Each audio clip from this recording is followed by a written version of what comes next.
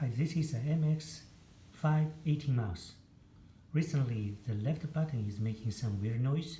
I'm going to demonstrate what noise it is, why I think it's a problem. First, the sound from the right button.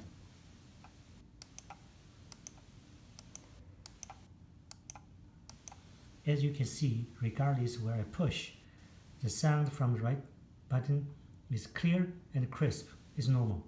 Now, for the left.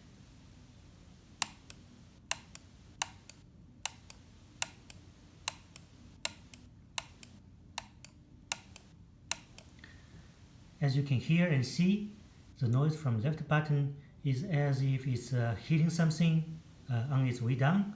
The noise is different than to the right.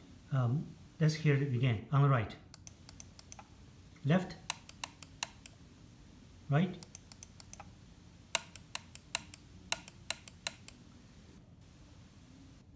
It's as if the left button is getting hit by something on its way down. I think that's a problem.